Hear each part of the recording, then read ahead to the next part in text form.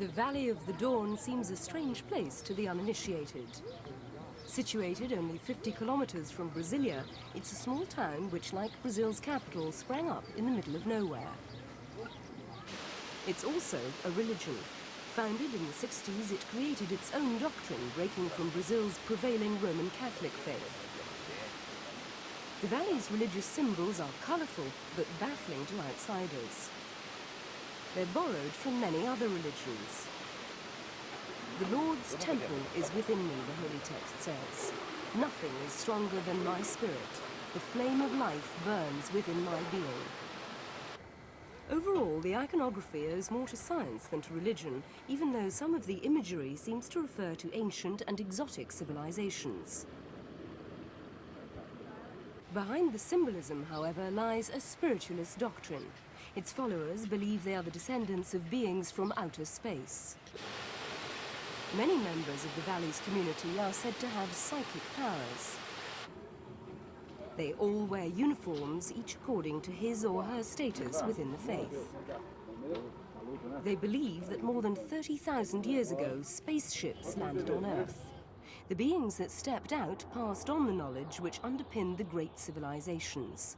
They were destroyed, but can be contacted through psychics.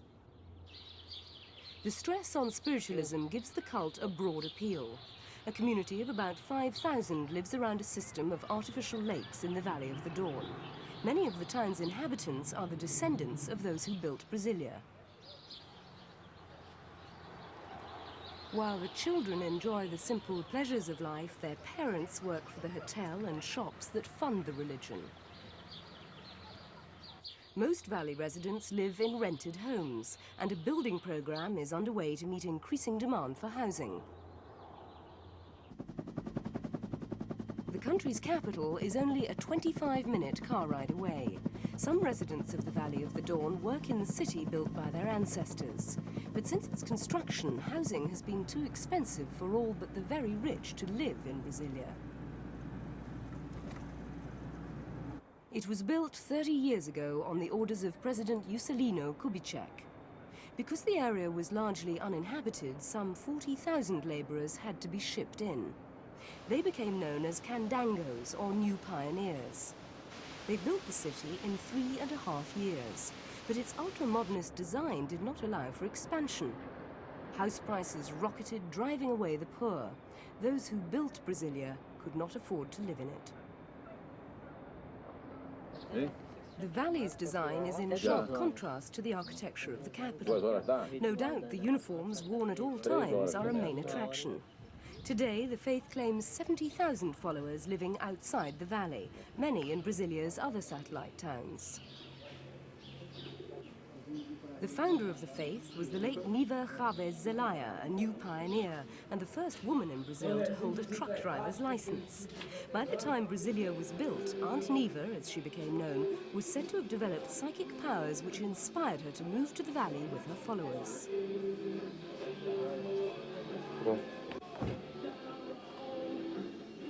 Their descendants also say they've acquired psychic powers, which, they claim, will help the community develop into a great civilization. According to local doctrine, a catastrophe will destroy most of the world before the end of the century. Brasilia will then become a great center of civilization, the Rome of the third millennium. In the meantime, those who wish to join the community are free to do so. After an induction period, they will progress through the ranks towards the top role of First Master, currently held by the 74-year-old husband of the late founder.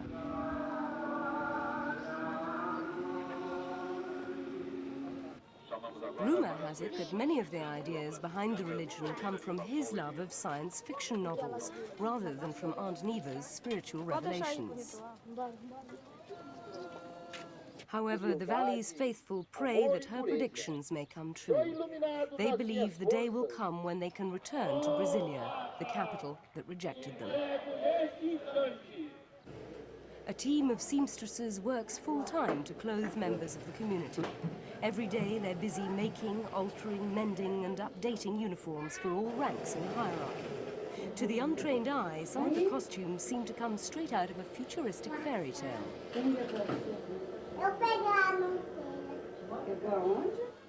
What made However, me new stay here recruits at claim Vale it do wasn't the Amanhecer glamour was that the prompted them fact to join.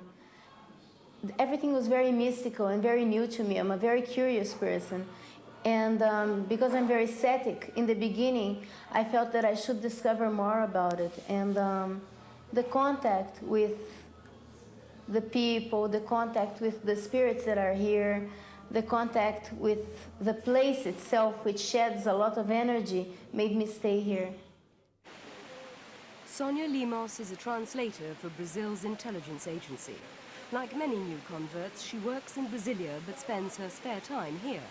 Worship consists of several services each day. Most members attend at least one at which the congregation is purged of bad spirits.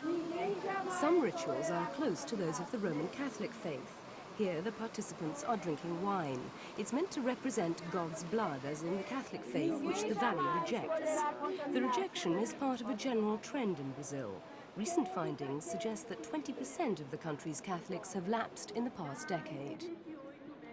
The main annual ceremony, held on May the 1st, attracts up to 50,000 people.